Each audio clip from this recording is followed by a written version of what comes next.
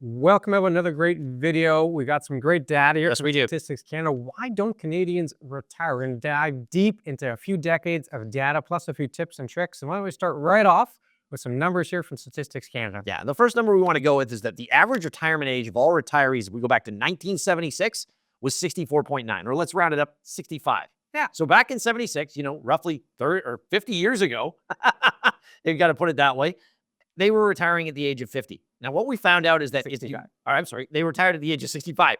If we declined by 1998, we see that that was reduced by 4 years. You're now retiring on average at 61 years of age, not 65. And ever since then, of course, as we've seen, it's increased. In 2016, we were getting it at 64. In 2020, it was 64.3. And of course, last year, what we found was brand new high. It's now over 65 that the average retirement is happening for all people around. And this is all retirees. It's across the board. They're not doing kind of sector divisions here. Nope. Across the board, all-time high in 2024, average age of 65.3. If you break it down by sector class, you see some more interesting trends. You can see that on the screen now. The three lines there. The gray line is the self-employed individuals. The orange line is the private sector employees. And then the blue line there, the lowest of the bunch, is the public sector employees. You'll notice the bottom two, the blue and the orange, that's public and private sector employees. They follow the same U-shaped trend with that decline from the 70s through the 90s. And then in the last 2 decades, you're seeing the increase, the other side of the U. Public sector consistently lower every single year. Every time. The average age of retirement for the public sector is lower than the average age of retirement for the private sector. And for tax, at the lowest point in 1998, the average age of retirement for the public sector was under 60. It was 59.2. That was the average age of retirement for the public sector. And then the other trend here, self-employed individuals, always higher, the highest of the bunch consistently. And it didn't have the same pattern. You didn't see the U shape. You didn't get that U. You did not see the decline in the 80s and 90s, but you did still see the increase as of late. In fact, that average hit an all-time high last year. Self-employed individuals on average in 2024 retired at 68.9, so almost 69 years of age. Yeah. As the average self-employed retirement last year, so an all-time high.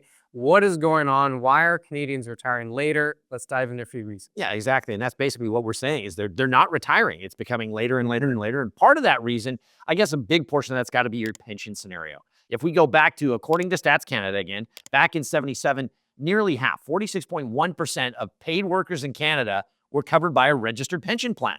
And that has a big deal because if you're getting a pension plan, you get a specific amount of money that you're going to get over the course of the year. That helps with a lot of the needs that you've got. If we take a look by 2019, this coverage had dropped to 37.1%. So what we're seeing is less pension plans out there, less guaranteed money when you retire. Also, the defined benefit plan. That is a big factor. Defined benefit pension, you basically know what you're going to get going forward. You're not figuring it out. It's set in that point. In 2020, 72% of defined pension plans, or almost 3/4, were public sector employees. So that tells you a huge amount for why the public sector is retiring earlier. And in contrast, for the defined contribution scenario, what you're finding is that in the private sector, 87% of the plans in the private sector are defined contribution. And it's not quite the same as a defined benefit plan. We've talked about that beforehand. As we mentioned, some of the other points, CPP and OAS, they were never designed to play and put you through retirement fully. They were more of add-ons that's going to go on. And you're finding that less pensions is probably one of the main reasons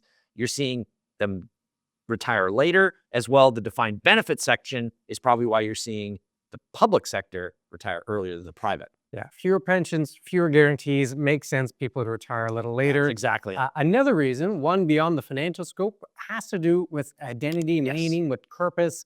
Work can be more than just a paycheck. For many people, it can be a source of identity, it can be a source of meaning, a good idea for structure, for a routine, and leaving all that behind can be tough, which can be one reason people might delay retirement. Yes. And if we look specifically at self-employed individuals, in our experience, self-employed individuals may have more of an identity wrapped up. If you're running a business and you built it up from the ground, you're really proud of what you've achieved, it could be harder to walk away from that. It's kind of like one of your kids at one point. Well, that's it.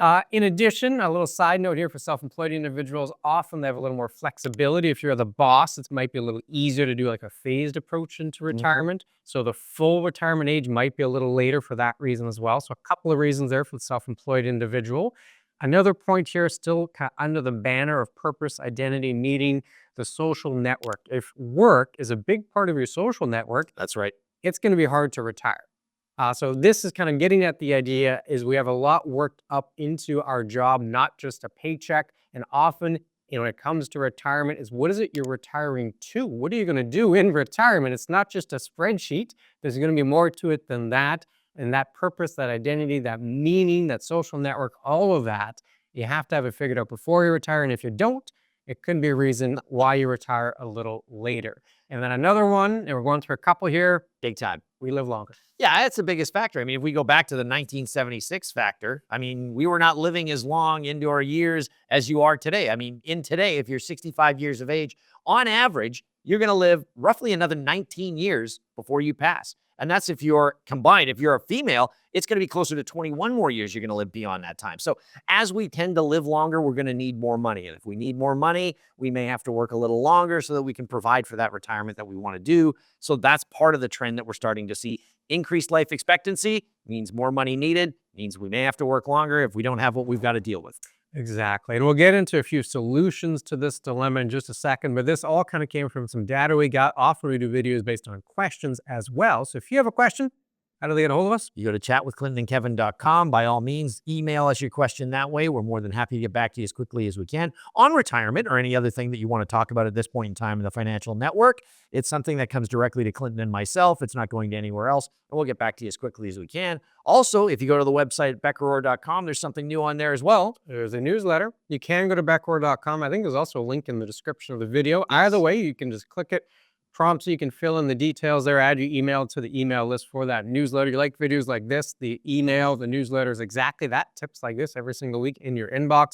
Also, we do webinars on occasion. They are free, and we invite the folks that are part of the newsletter to those webinars. So you can sign up if you're like. Moving back to why don't Canadians retire? You can see the mix here, right? Yes. You can see the idea of less pensions, fewer guarantees. There's an idea of living longer, those structural factors. We need more money just because retirement's going to be longer. You factor in a recent rise in inflation the last couple of years. That's going to have an impact. Also, the idea of social network, identity, meeting, all that's kind of combining here to push the average age of retirement out. What can you do about it, Kevin? Well, the big factor is the Becker Orr mantra, have a plan. Have a financial plan. That's going to help out immensely with what you want to do. This way you will know, how long do I have to work for? When do I have to retire, or when can I retire?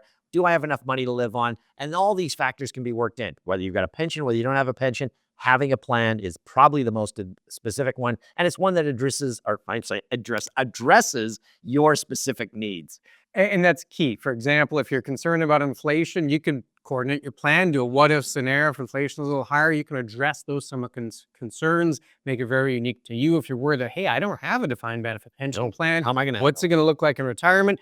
Your plan could look at that scenario as well. So you can tailor it. We encourage people to do that to help make sure they're going to be on track for their retirement. We have another video all about retirement planning, looking at a specific scenario. Can you retire with less than $1 million? Click on this video, and we'll see you again very soon. Take care.